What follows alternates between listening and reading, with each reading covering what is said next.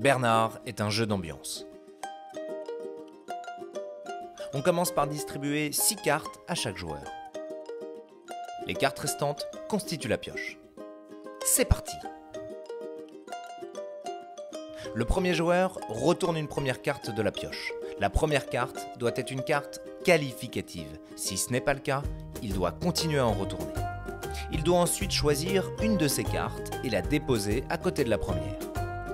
Il doit alors penser très fort dans sa tête à un personnage répondant à la description qui ressort à travers les cartes déposées sur la table. La description, c'est quoi? Très bonne question, Marcel. La description, c'est l'ensemble des cartes qualificatives posées.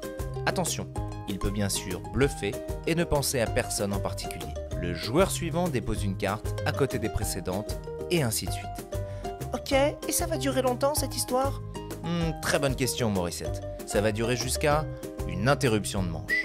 Dès qu'un joueur dépose une carte qualificative, n'importe quel autre joueur autour de la table peut interrompre la manche en disant « Je vois pas qui c'est ». C'est alors au joueur qui vient de déposer la carte d'expliquer aux autres qui est le personnage auquel il pense et pourquoi ce dernier répond à la description.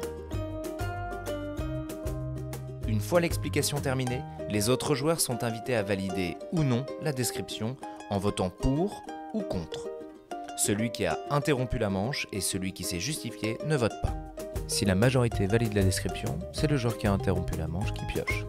Si la description n'est pas validée, c'est le joueur qui s'est justifié qui pioche. Ok, mais qu'est-ce qu'on pioche?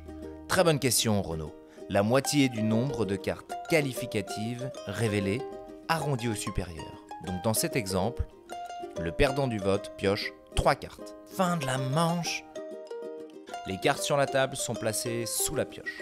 C'est au joueur suivant, à la gauche de celui qui s'est justifié, de démarrer la nouvelle manche en posant une de ses cartes. À son tour, chaque joueur doit impérativement poser une carte. Si un joueur estime qu'il ne peut poser aucune de ses cartes, il peut en piocher autant qu'il le souhaite, jusqu'à pouvoir en poser une. Les cartes spéciales.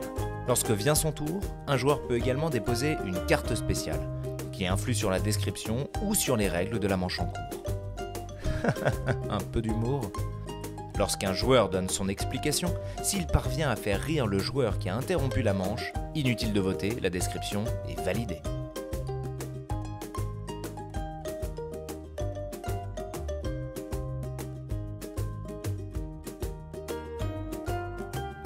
Ok, mais qu'est-ce que vous entendez par personnage au juste?